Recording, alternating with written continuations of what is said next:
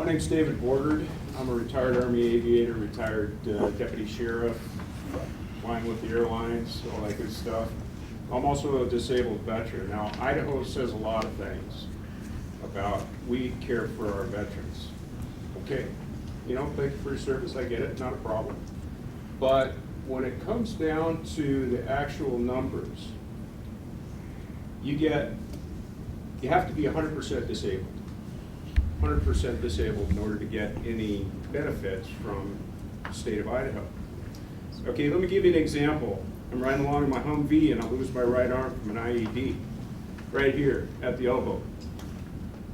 70% disability. That's not 100%, okay? It's almost impossible to get, all right? You gotta have some real problems. And I know a lot of folks in here who are veterans, disabled veterans. They've got no chance.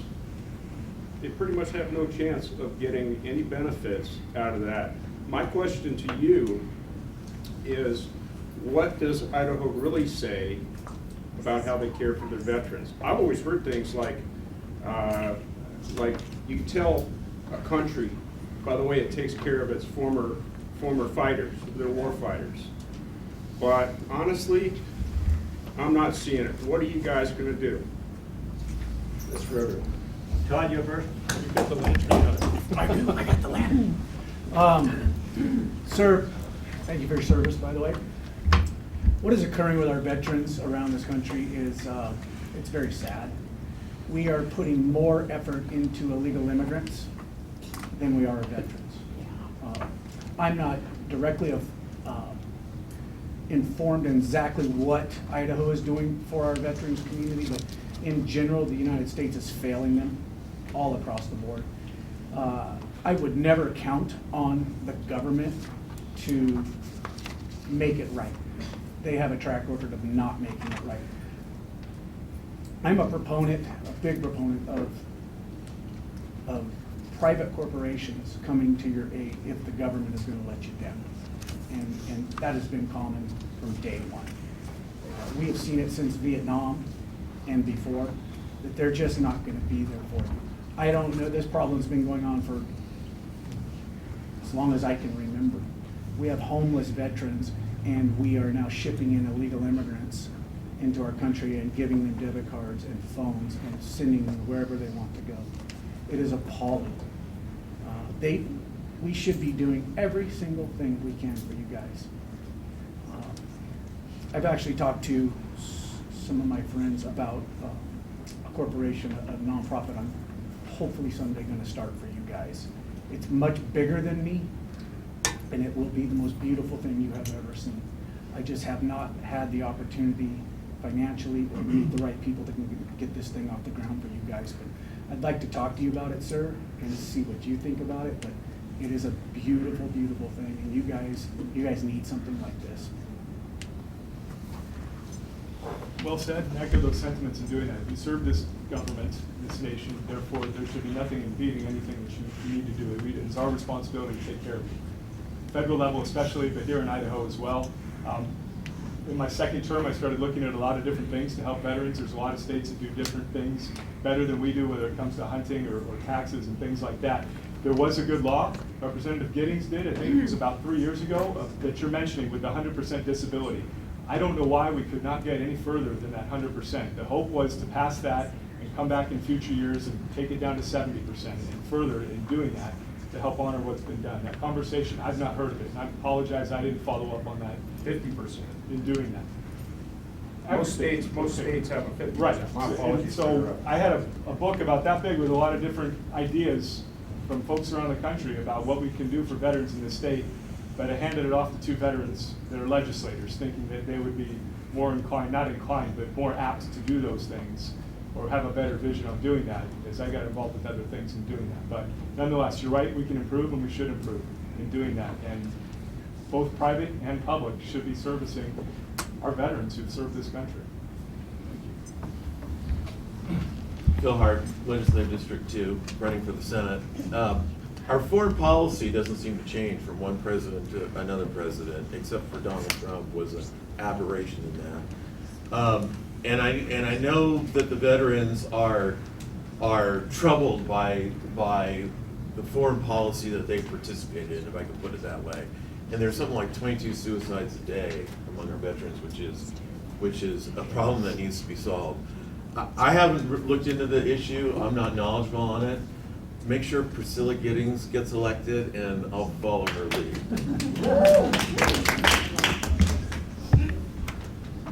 Dale Hawkins, LD2. I'm aware there's a problem. I do not know the difference between where the state functions and where the federal system functions. I'm not aware. I don't know if you'll be in legislative district 2 or not, doesn't matter to me.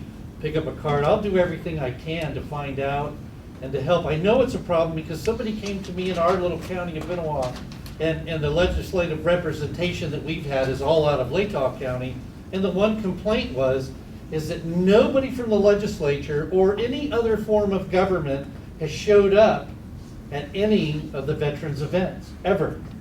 So that means there's a disconnect. And I don't know how that happens. And I won't mention the name, but I own a small gun store, and for vets that come in, we've never charged any transfer fees and all these that one little benefit I've tried to do, but I think much is owed to the men and women who have served, and especially those who have served in a battlefield situation, and especially those who have either given up their life, or they've given up parts of their body, or sometimes it's parts of their mind. So this is a big issue, and I don't know all the ins and outs, so I want to learn, and I need to find out. Spencer Hutchings, 1A. I am a vet. I'm actually technically a disabled vet. I'm not missing a limb or anything, but I think that all the vets that were combat wounded, I'm of the belief that they shouldn't pay much, if anything, in taxes, period. I think they've given us enough. When you've been shot or blown up for your country, I think that's about as much as we could ask of any citizen.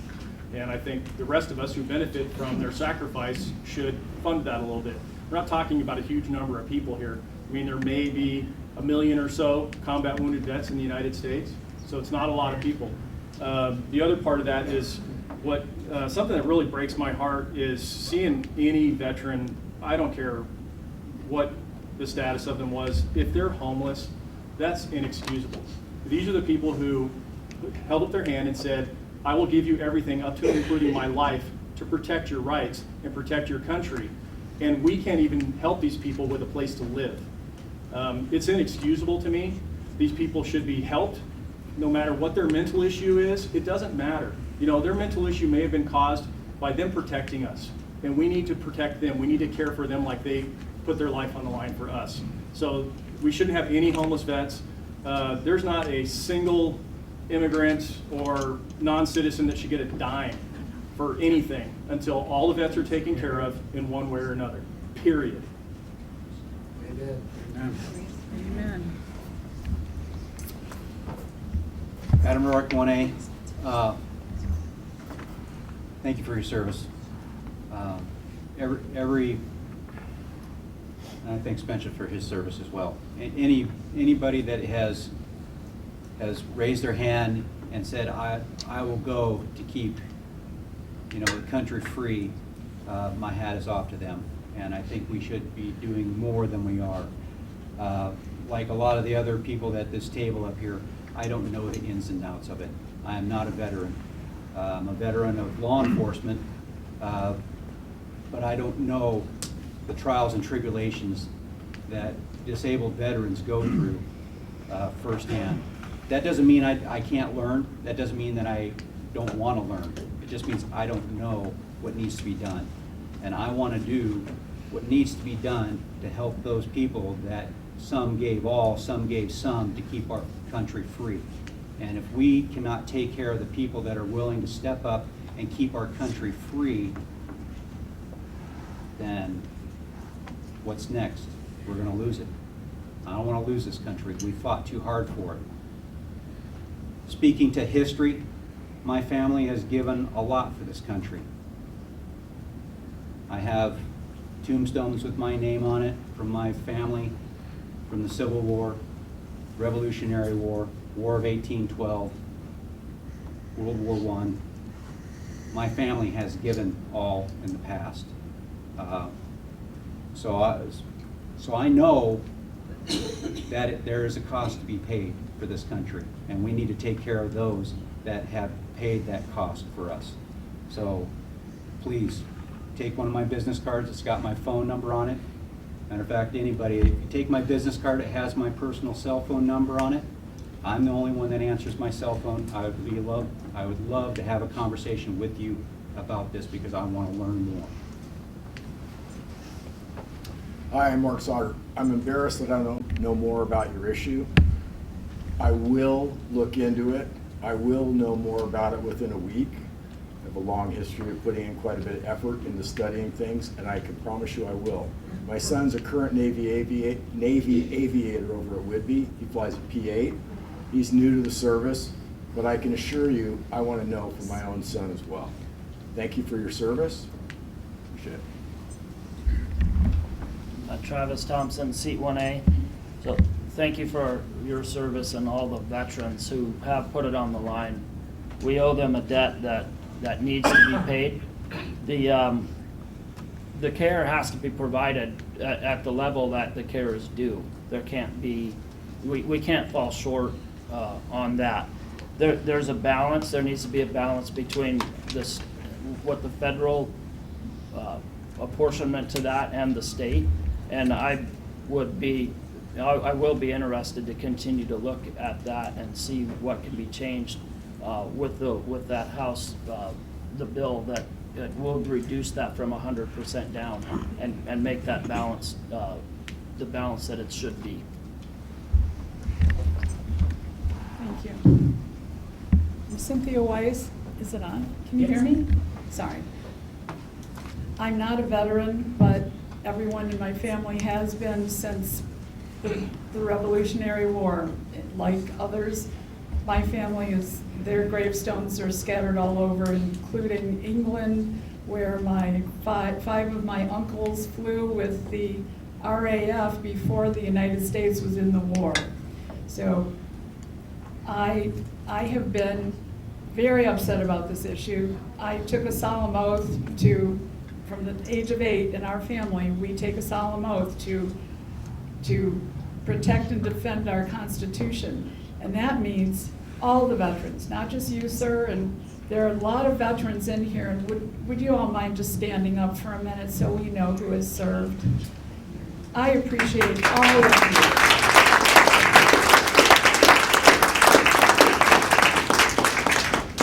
I have studied this issue living in several states and from the federal government on down, and you are right, it is deplorable here.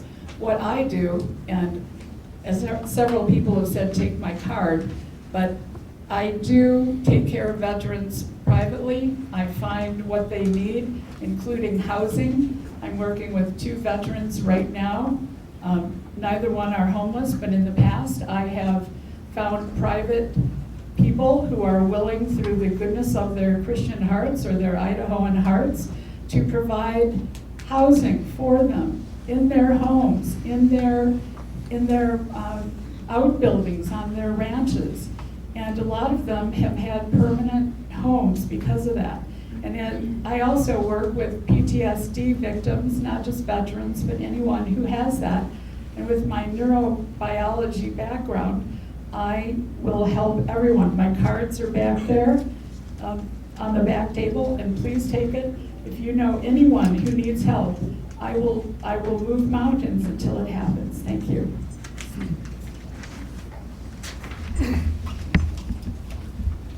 Scott Hearn, and I just want to speak to the broad responsibility of our federal government. One of the big problems in Idaho is that we have the federal government doing a lot of things it ought not do. And there are a couple things that I think the federal government should do. And of course, we see that in the Constitution. They have limited and enumerated powers, and that is principally for the national defense and also control of immigration at our borders, legal immigration, a process for that. And yet we see this past session that we were able to approve a bill that spends $11 million a day on Medicaid in the state of Idaho, $4 billion a year, and you're telling me we're not even able to supply disabled veterans benefits for those who have paid the ultimate price to defend our country, and that's a problem for me. So I think our federal government is in, Hamilton wrote in Federalist 81 that the federal government's principal role and its prominence was going to be times of war and national defense. We see the flip opposite of that today, that it wants to be prominent in everything, yet apparently is neglecting this one area. So as a state and as a state legislature, I think we need to put the federal government back in its lane, and when we approve expenditures, we approve them for constitutionally mandated things like taking care of veterans in the national defense and for legal immigration processes, and we say no to federal money for things that are not constitutionally authorized to the federal government. And I think that's going to be a big step in the right direction, and I hope that would help.